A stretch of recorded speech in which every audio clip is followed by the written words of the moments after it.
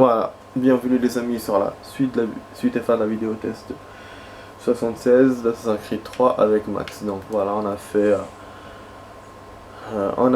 voilà, en deux parties, mission récupération. Donc c'est des missions secondaires, mais c'est les récupérations de tous les calices de Kid. Si on peut appeler ça comme ça, les calices. Du coup là, ce que je vais faire tout de suite sans transition, je vais juste vérifier qu'il me reste la mission à la navire que je vous ai dit. Voilà, elle est là, celle que j'ai vue hier, le vaisseau fantôme. Il y a une là et on a une autre, celle qui nous a donné maintenant, le château du médecin fou. Donc je sais pas si j'aurai le temps de les faire maintenant tout de suite. Ce que je vais faire, je vais vous lire. Et voilà. De toute façon, au grand maximum, il n'y a rien, il n'y a plus rien dans Assassin's Creed normalement. Sauf si on perd dans ces missions-là, mais normalement, il n'y a plus rien. Il n'y a encore que le souterrain. Pour demain, je vous ai dit. Et puis les trésors, si on a encore.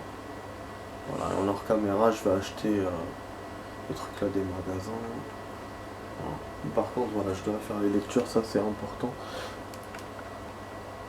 Je dois liquider ce qui reste. Il y avait 5, c'était ceux du navire, donc comme par hasard. Voilà, alors je vais vous les lire. Aquila, ne te laisse pas tromper par les apparences. Tu as devant les yeux l'ancien vaisseau amiral de la marine des assassins. Même s'il n'est plus de première jeunesse, l'Aquila a été construit à Brest, en France en 1749. Ah bon? Je t'arrête tout de suite. Il était d'une conception incroyablement innovante. Ce navire était léger, rapide et pouvait embarquer un nombre étonnant de pièces d'artillerie pour sa taille. Il s'écoula plusieurs décennies avant qu'apparaissent des schooners capables de rivaliser en vitesse avec l'Aquila. Putain, naturellement, une telle conception présentait des inconvénients. Il était extrêmement vif, donc difficile à manier et exigeait un équipage expérimenté. Par conséquent, l'Aquila fut sous-exploité jusqu'à ce que les assassins engagent un homme capable d'en extraire tout potentiel. Ce fut Robert Faulkner. En 1654, l'Aquila suivit un navire des Templiers dans une tempête et disparut corps et biens. Du moins était-ce que les assassins voulaient faire croire aux Templiers. En réalité, le navire n'avait subi que des dégâts mineurs. Il fut réparé et devint l'arme secrète des assassins, évitant les ports fréquentés, exploitant sa vitesse et l'élément de surprise pour harceler les navires employés par les Templiers. L'Aquila atteignit bientôt un statut mythique dans les ports. On chuchotait au sujet du fantôme de mer du Nord, un vaisseau pirate mené par des fantômes qui apparaissaient et disparaissaient lorsque pourrir. Frappé soudain, cette réputation était autant due au talent hors du commun de Faulkner qu'au naturel superstitieux de la plupart des marins qui adoraient les histoires de fantômes et rêvaient tous d'épouser une sirène. Les Templiers finirent par comprendre le fin du mot de l'histoire, mais il leur fallut plus d'une décennie, ils n'étaient pas très futés. En 1768, l'Aquila tombe dans une embuscade attendue par 3 frégates britanniques. Très endommagé, il parvient à réchapper, mais s'échoua. Les Anglais le considéraient comme perdu. Robert Faulkner, qui avait survécu à la bataille, fit remorquer le navire jusqu'à une anse privée près de Boston, où l'Aquila comme Faulkner continuèrent à se détériorer progressivement, enfin jusqu'au Connor découvre leur existence.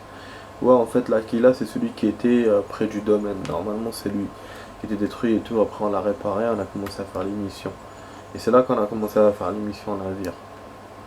Il y avait une autre en 1754, mais je pense pas que c'était l'assassin qui était dedans. C'était un autre personnage, je pense, parce que c'est pas possible, ils n'avaient pas reconnu encore. Alors, Belladonna. De tous les noms de navires que je connais, celui-là est le plus sexy. Le Belladonna fut l'un des premiers navires français à acheminer de l'aide à l'armée continentale, avant même que la France se soit officiellement rangée aux côtés des révolutionnaires américains, lorsqu'elle les approvisionnait en secret en armes. A l'origine, ce navire s'appelait par Belladonna et il a été repeint avant de quitter la France afin que sa nature et sa destination demeurent secrètes. En revanche, l'équipage était français sous les ordres du capitaine de frégate Auguste Le Moyne. La cargaison était suffisamment précieuse pour justifier une escorte de la part de l'USS Randolph. Cependant, d'après le journal de la Moyne, le Randolph s'est apparu après 2 semaines de mer pour ne jamais réapparaître. D'accord. Heureusement pour les Français, Connor se trouvait dans le coin. C'est ouf, hein? Du coup, est-ce que Connor existait vraiment ou pas? Parce que ils le mettent à chaque fois avec des trucs historiques, donc je comprends pas.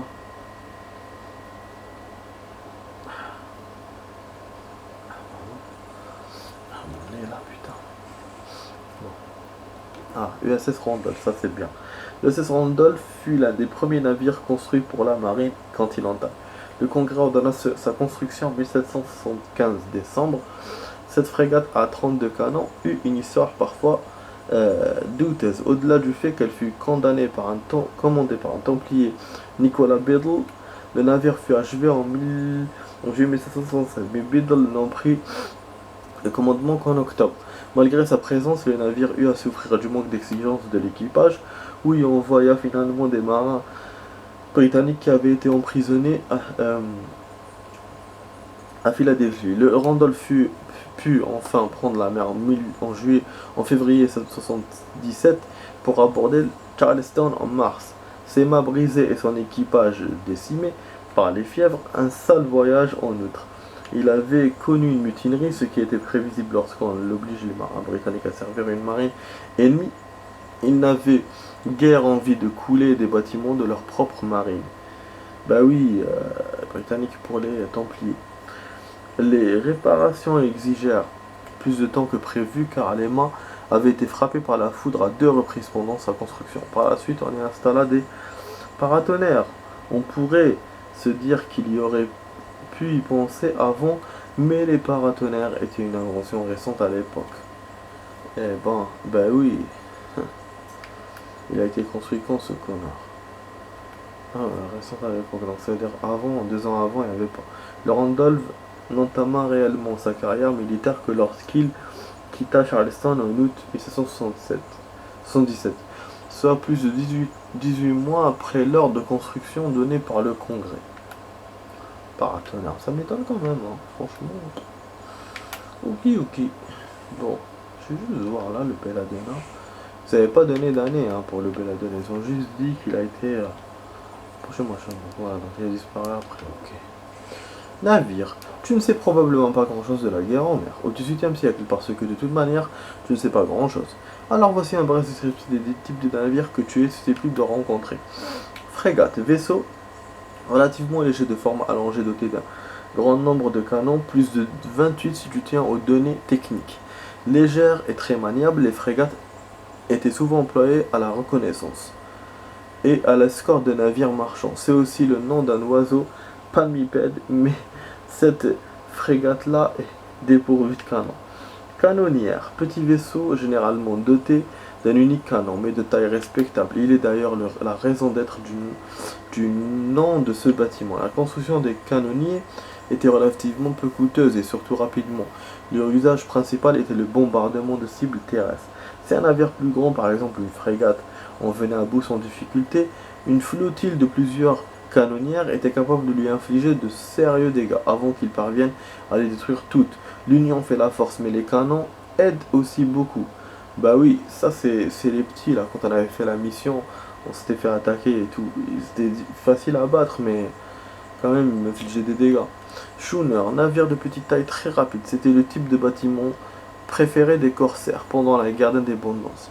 Il n'existait rien de mieux à l'époque pour percer les lignes adverses, avant que l'ennemi ait le temps de réagir ou pour prendre la fuite. Aujourd'hui, on a les scooters de mer. Ah ok, c'est ça. Alors, man o' war. Ce terme n'appartient pas à proprement parler à la classification navale. C'est plutôt la dénomination générique d'un bâtiment pourvu d'un grand nombre de canons. La plupart des man o' war que tu rencontreras seront des vaisseaux de ligne, c'est-à-dire de grands navires comportant plusieurs ponts batteries superposés. Le combat naval consistait essentiellement à venir se placer parallèlement à notre navire afin de lui expédier le plus de boulets de canon possible, tandis que l'ennemi tentait d'en faire autant. Assez logiquement, les gros navires comportant davantage de canons l'emportaient, d'où la construction de navires toujours plus gros et embarquant toujours plus de pièces de calibre de plus en plus élevé. C'est assez bourrin, mais ça marchait. Bah oui, parce que quand je me battais contre des frégates, ils niquaient à chaque fois. Ils m'enlevaient les canons et tout, facilement. Bon, j'ai lu, alors je vous ai pas lu le petit hier que j'ai lu quand j'étais seul à Bell Owens. Celle-là normalement. Ça avait un bail qu'on n'est pas trop choqué. Ça est prudent. Voilà, je veux juste la mettre comme ça, c'est la lire tout seul parce que j'ai pas envie de la relire. Joseph Palmer. Underdale. C'est ça là. Je me rappelle même pas en plus de ça.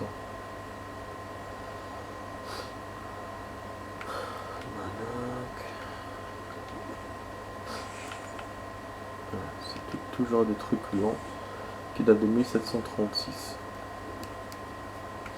Ça après voilà, ça c'est les trucs. Bataille de Trenton, ok, bah tout est donné les amis, tout est fait. Tout est fait, normalement vous allez me remercier.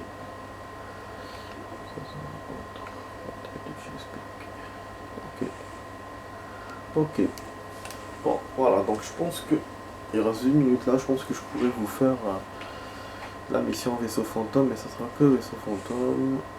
L'autre on verra demain si on n'arrive pas à la faire. Allez, on y accède. Bah ça va faire monter déjà le pourcentage. Le pourcentage hier il est monté de 2% avec ce qu'on a fait, pourtant c'était que juste une secondaire. Et là voilà, donc on a 54. Voilà, on va regarder les amis. Passage du Nord. Ah, donc c'est 7 ans avant cette mission à navire. J'espère que Faulkner a raison. Comment des gens ont-ils pu croire à C'est l'existence le stage de la neige en secondaire.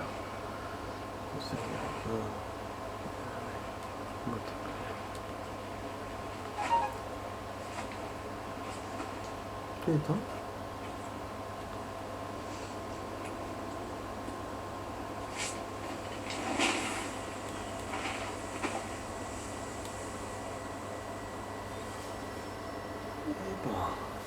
Chercher l'Octavius. Super stage, hein. Franchement, et il me l'ouvre maintenant cette mission. En fait, j'aurais pu. Normalement, c'est pas la dernière du jeu. Si j'avais eu les calices avant, enfin les trucs de jambes de bois avant, j'aurais pu la faire avant. Mais là, du coup, voilà, ça me fait une mission mythique. J'ai jamais vu la neige. Premier et dernier navire de Hendrik van der Rohe. Ah, c'est ça, son vaisseau fantôme. Merde, ne tombez pas à l'eau. Continuez l'Octavius en 55. Ça, des trucs secondaires. C'est beau, putain de merde. C'est tellement bien fait, on dirait que tout le décor est accessible alors qu'on sait que c'est pas accessible. On sait que tout n'est pas accessible, bien sûr, hein, c'est comme ça. Pour les besoins de la mission et puis pour les besoins du graphisme, la mémoire. Voilà, c'est fou.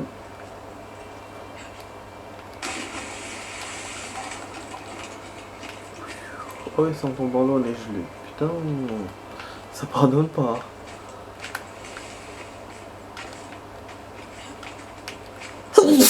Alhamdulillah. Pardon. Oh. Je pensais qu'il y aurait des glaçons qui allaient se barrer. Apparemment, non. Ouais, je l'ai pas fait dans le temps qu'il a voulu. Bon, moi, je suis pas Speedy Gonzales, hein. Ça me rappelle quoi Speedy Gonzales, hein. Il est animé dans le ton. Putain.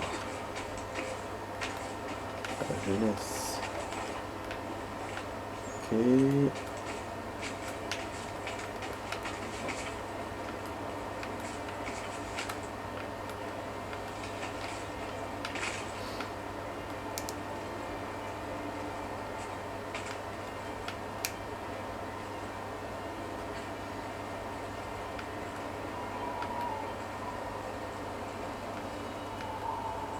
Waouh.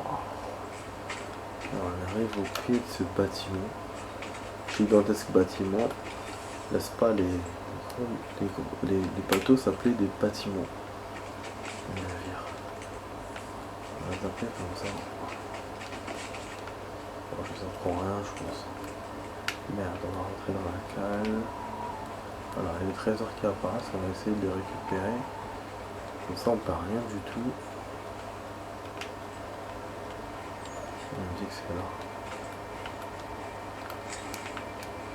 Voilà, là d'ailleurs la plupart de mes trésors je les ai récupérés des missions à navire. Et ils sont beaucoup plus accessibles que les trucs normaux. Un truc de fou. Putain, les gens sont congelés et tout. Putain.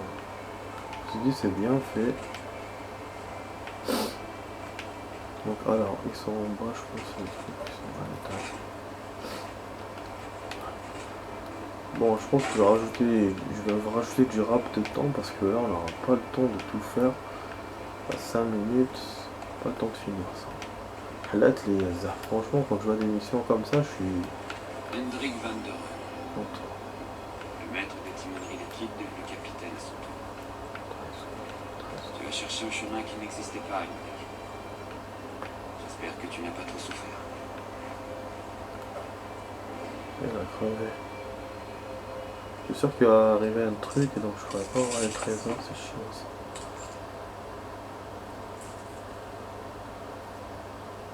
Ouais, c'est ça, on doit regrouper les cartes.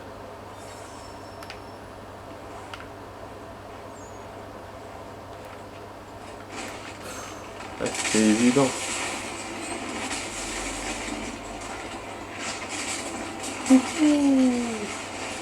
Il faut que je sorte d'ici. Bah oui, du coup les trésors laissent tomber, merde. Il les montre plus parce que je les ai pas vus devant, à côté de moi. Vraiment un cognon, hein, il montre rien. Là il faut s'échapper. Merde. Ouh. Il s'en est fallu de peu.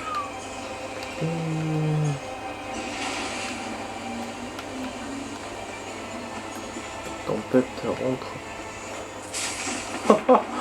Bah oui, il va tout faire pour me retarder ce connard. Comme et en plus il y a un temps. Super. Je ne dois pas me laisser piéger. Hey, tu parles d'une histoire. C'était sûr ça, hein, qu'on devait pas se laisser piéger ici et ainsi aussi.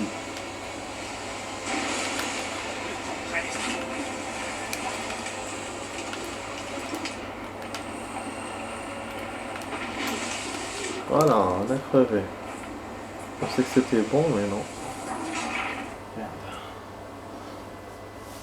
Je sais pas, d'un coup, il n'y avait plus de chemin.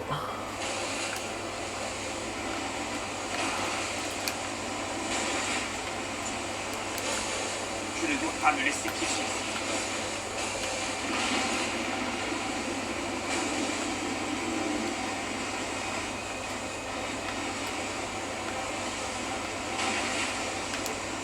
Bon, c'est là, hein. Le temps presse.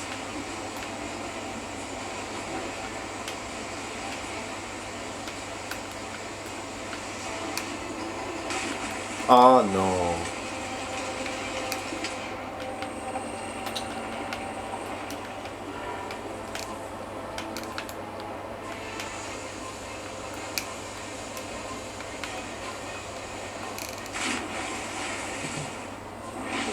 Bon, d'accord.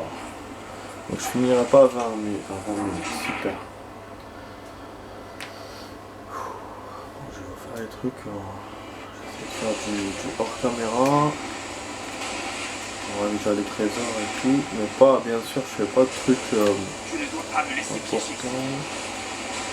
Ah, des meilleurs aspects, les trésors. Sous-marin. Sous-marin. Trésor, souterrain. Et l'autre mission là qui reste navire, c'est tout.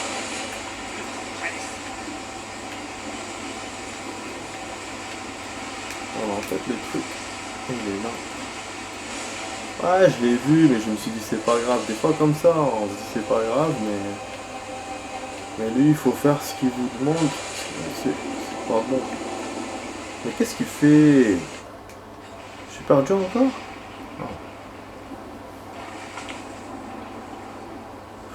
Voilà, c'est bon.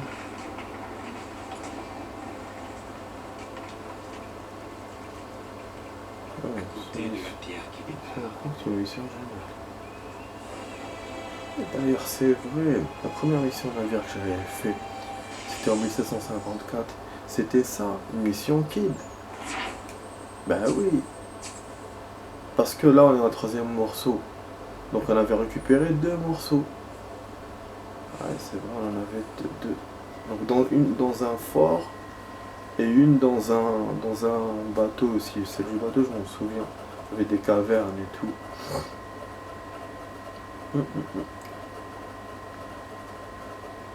Ouais, ou c'était du jambe de bois ou c'était dans les navires normales. Et voilà, mais je me souviens, c'était lié à ça. Là, c'est la quatrième. Et là, on va découvrir le fameux secret de William Kidd. Bah, ce sera demain. Hein. Même moi, je me laisse le suspense. Voilà. Et puis bon, là, je vais faire la caméra, je vais revenir à la ville, je vais voir les trésors qui restent. Et on va voir si on peut récolter d'autres argent. Ouais les amis, donc notre vidéo test s'arrête là. Je vous l'ai fait en 3 parties. J'espère que vous avez aimé.